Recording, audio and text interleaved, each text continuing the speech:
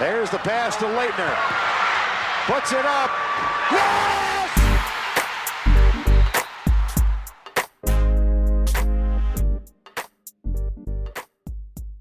Ladies and gentlemen, welcome back to Camera Chronicles. I am your host, Max Rego, joined today by our head Blue Zone editor and fellow men's basketball beat, Mr. Andrew Long. Andrew, thank you for joining. Hey, thanks for having me. Excited. Yeah, awesome. It's your debut on the show, so welcome. Always glad to bring in new faces. But yeah, we're coming to you on Wednesday night.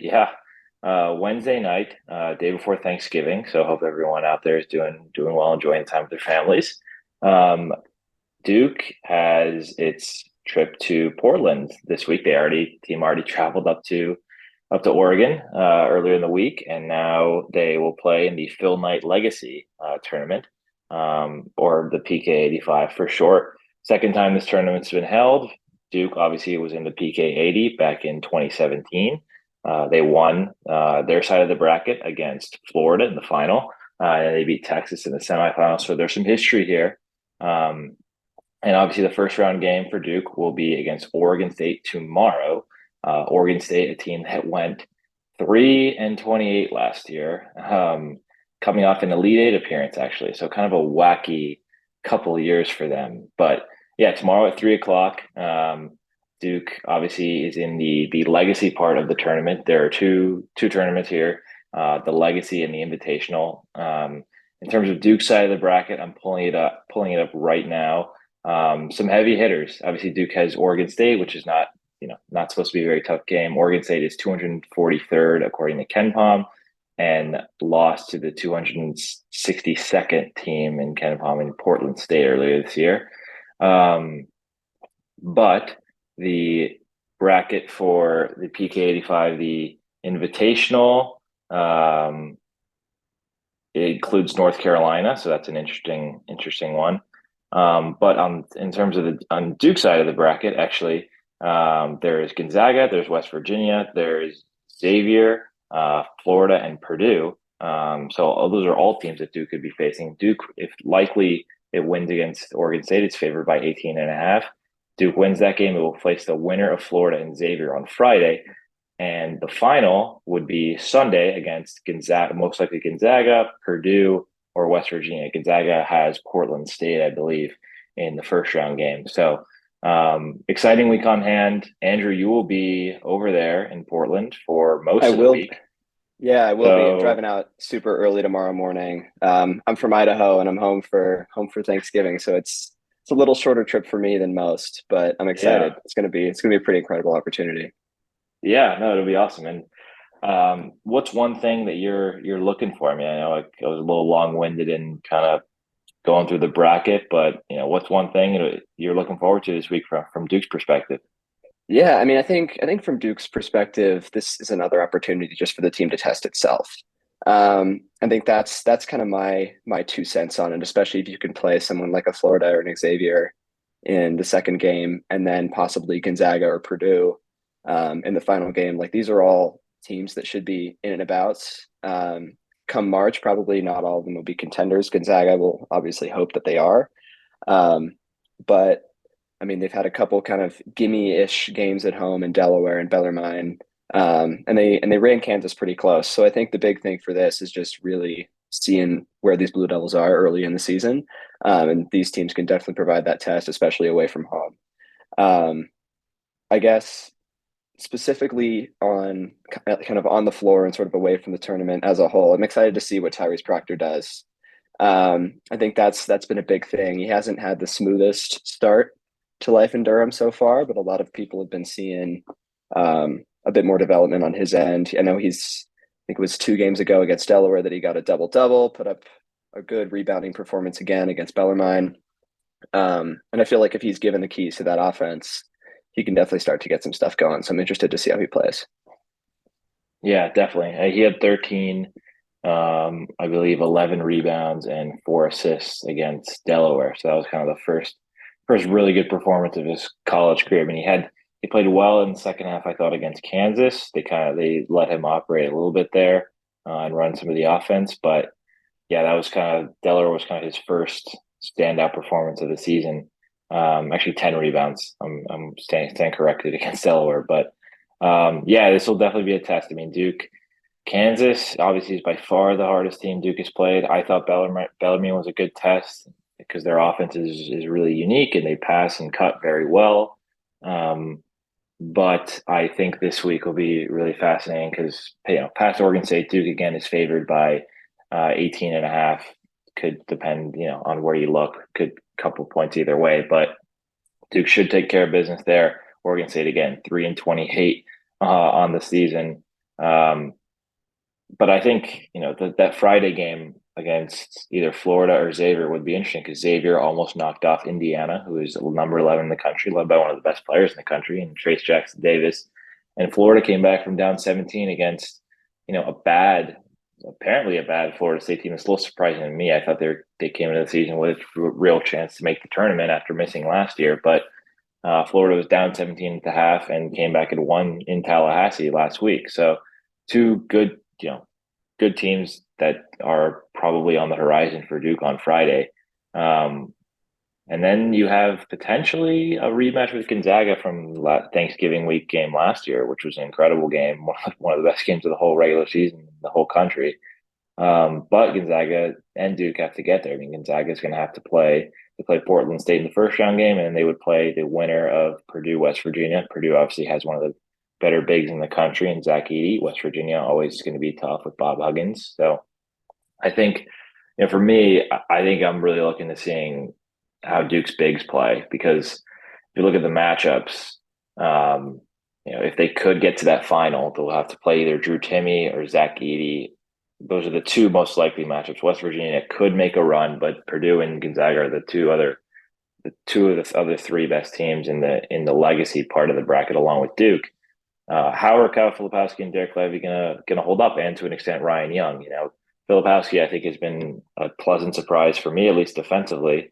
Lively has looked a little out of sorts defending pick and rolls. He still obviously has the rim protection ability, but he's just been a little slow in recovery and a little slow in help defense a little bit, in my opinion. So I think it'll be super interesting to see, those two guys against, some of the better bigs in the country later this weekend, assuming Duke takes care of business the first two games. No, I'm totally with you. I think I would add Mark Mitchell into that equation as well. For all the height Lively and Filipowski present and the experience that Young has, I feel like Mark Mitchell brings the athleticism and the length that maybe those, or that trio doesn't quite have, especially in transition. In that Bellarmine game, gets a big defensive stop, runs the length of the core, Euro steps, and then dunks it on 1 foot. Like that's a tough thing for any player to do, let alone when you're trying to get past a player in transition. So yeah, I'm with you. I think how Duke's bigs play is going to be really important no matter who they play, whether that's Zach Edey or whether that's someone like Drew Timme. But I think it's just as much how well they can defend as how much they can use that defense to kickstart their offense. And I think Mark Mitchell can help with that for sure. Yeah, I think it was interesting. I thought Shire's press conference after the Bellarmine game was interesting, and Duke moved the ball very well against Bellarmine. 18 assists on 25 made baskets, hit 14 threes, which was also a season high. And he basically said, that's going to be the way that they're going to have to win, is they're going to have to share the ball, move without the ball, play unselfishly. There's going to be different, this is me kind of paraphrasing a little bit, but there will be different leading scorers on this team on a nightly basis. Filipowski has been, leading the team in scoring, I believe, every game so far. But just based on the way they play, that's not going to hold up, in my opinion, at least. I think there will be other guys who step up. And Jeremy Roach has been impressive. He's improved his 3-point shooting significantly from last year. I think Lively will come around, but there will be times where Proctor is leading scorer, Mitchell. So I think they're just going to have to play unselfishly and really get multiple guys going in order to win, and that'll be a huge test this week because Gonzaga and Purdue and West Virginia and Florida and Xavier, they all have good perimeter defenders. So I think that'll be a good test for Duke's guards, and obviously we said how big of a test it'll be for the bigs. So it'll test whether, Duke is able to move the ball effectively and stay, committed to finding a good shot. Yeah, I mean everything you said, I think I agree with. One of the other interesting kind of non-court factors I'm interested to look at is what the makeup of the crowd is going to look like. I mean, as somebody who's from the Northwest, I can tell you that a lot of people around here are Gonzaga fans, even if they haven't gone there, because it's really the only powerhouse program in the region. Granted, of course, Portland isn't in Washington State, but I have a feeling they might travel pretty well. And for as tough of a test as Kansas was in Indianapolis, I don't think it was as partisan of a crowd as it'll likely see in Portland. I mean, people talk about one of the biggest advantages of Duke is its student section and its home crowd. But flipping that on its head and going into a stadium where the crowd may not be on your side, I feel like that's going to be another kind of first test for these guys. Yeah, definitely. I mean, I think last year in Vegas against Gonzaga was really a split crowd based on everything that I read and based on watching TV there. But I think it'll be a little different in Portland. Vegas is way easier to get to, and Duke definitely had a presence there. I mean, it was such a raucous environment for that one against Gonzaga, but I think it'll be a little different.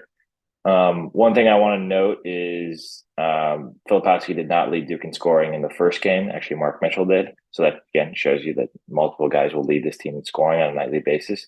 And then I wanted to mention Colin Castleton from Florida. He's another big who will give Duke trouble. He's probably, he's not quite Drew Timme or Zach Edey, but he's really productive. He's an all SEC performer. So far, actually, this season, he is averaging 25 points a game. So obviously it's a super limited sample size, but he's still a really, really good player, and another, physical experience big that could give, Duke's young guys trouble and might require a little bit of Ryan Young. So I also think on the perimeter, that's kind of where Duke can maybe look to hit him a little harder, instead of relying on those bigs in the paint. If maybe they aren't playing to their advantage, you do have the guys like Grandison, Roach, Proctor, even Whitehead, and even Blake's to an extent, like out on the perimeter that can knock down shots from deep or play make from there. What was it? I think they made 14. Did you say 14 threes in the last game? Which is way more than Gonzaga does. I think they shot 7 of 19 or something like that. But that's another thing I'm interested to see is the bigs are going to be crucial, but if the bigs don't perform, can Duke still find those weapons out wide that can make that difference? Yeah, definitely. I mean, it's going to take a balanced attack. One thing I would like to see from Duke's end a little more is a little better spacing. I think I thought it was really solid against Bellarmine. Obviously, different competition, but against Kansas, I thought there were times where Duke just had a little better spacing and just cut harder off the ball. I thought they could have gotten some really good looks. And finding, hitting the extra pass, finding open guys, it's gonna be the way that this team is gonna win, because they don't have a go-to, at least right now. Tariq Whitehead maybe could be that guy, a go-to number one scorer like a Paolo, or even the year before in like a Matthew Hurt type. But yeah, so I think it'll be super interesting how Duke gets its looks against some tough defenses. I mean, Florida, Gonzaga, Xavier, Purdue, West Virginia. I mean, Gonzaga's defense is 23rd in KenPom. Florida's defense is 41st in KenPom. Not incredible, but still, in the top tier nationally. And then when it comes to Purdue, they are 52nd. But again, Edey as a rim protector, you always got to be concerned about him. And then West Virginia is 38th in terms of defensive efficiency. So that, those are all top, 60 defensive units. And, that's notable. And those are going to be the teams that Duke's going to face, assuming it gets by Oregon State, which I think we all predict that they will. So, yeah, I think we want to get into maybe a little predictions maybe for the week on Duke's side. I think we can do that, right? Sure. Yeah, go ahead. After you. Yeah. My instinct tells me Duke gets past Oregon State pretty easily. I mean, I don't think a team can shake a 3-28 season and then all of a sudden come back and punch way above its weight. That doesn't really feel like it's going to happen. I think Duke will dispose of them pretty easily. Um, Against Florida or Xavier, that'll definitely be more of a test, but I still think Duke can get out on top of both of those. Um, the like I kind of said at the beginning, and like you've echoed, the real test is going to be in that final, potentially against one of West Virginia, Purdue, or Gonzaga. Um, if it's West Virginia, I think I think Duke takes it. I mean, Bob Huggins trains us. Purdue and Zach Edey have a difference maker, but if it's Gonzaga, I think that's possibly where Duke faces its real roadblock. Um, for all of for all the talent Duke has on its team, Gonzaga has the experience to match. I mean, you've got Strother and Timmy are the two standouts. Both put up over 20 points against then fourth ranked Kentucky. Um, Add in potentially a biased home sort of crowd. Um, I don't know. I've got an instinct that I don't think this Duke package is finished enough to really close out a tough game against an opponent like that. So my instinct tells me whether it's 5 or 10 points, I think Duke hangs tight, and then if it's Gonzaga in the final, I think they pull away in the last few minutes. Yeah, I also have Duke beating Oregon State pretty handily. I think they probably covered the spread there. I have Florida beating Xavier. I think Colin Castleton will be really tough to stop down low for Xavier, but I have Duke beating Florida by about 8. And then I have, again, I think Drew Timme is going to give Duke a lot of problems on Sunday. So that would be 3:30, I believe, right? Sunday afternoon in that final, assuming both teams get there. But I think I had Duke losing by about 5 to Gonzaga. I was really impressed by Gonzaga bouncing back from that tough loss to Texas and how they played against Kentucky. Rasheer Bolton, Julian Strawther, Malachi Smith. Those are some good perimeter players. And then you got Timmy inside, who's really, I think, looks like he's even expanded his game a little bit, a little farther out from the block. But he's going to give Duke a lot of trouble. He's super skilled, very crafty player inside. Just for fun, I think the other bracket, the invitational part of the bracket, going through it, it's North Carolina versus Portland, Villanova versus Iowa State, UConn, Oregon, Alabama, Michigan State are the games Thursday in the quarterfinals. I have North Carolina going against Michigan State in the final, and I think North Carolina gets their first big win of the season, first couple big wins of the season. I think they'll probably face off against Villanova in the semis, and then beat Michigan State and show probably why they're the number one team in the country. But I think both Duke and North Carolina will be in the final, and I think that's a very interesting dynamic there because both of these teams are trying to build for ACC play. They're 2 of the 3 favorites in the ACC along with Virginia. I think that'll be super interesting, kind of measuring where they're at and then measuring, they're constantly going to be compared to each other in the lead up to their first game on February 4th. So agreed. I also think they're playing a very similar caliber of teams. I mean, again, on that aircraft carrier in San Diego, Gonzaga only beat Michigan State by 1, and then Michigan State get downed Kentucky as well in Indianapolis. So Gonzaga has a little bit more shine around its name and a little more national spotlight in recent years, but Tom Izzo always puts together good teams, and Michigan State really can hang with anyone. I will say, I don't think North Carolina's looked great so far. But I mean, as we saw in March and April of last year, they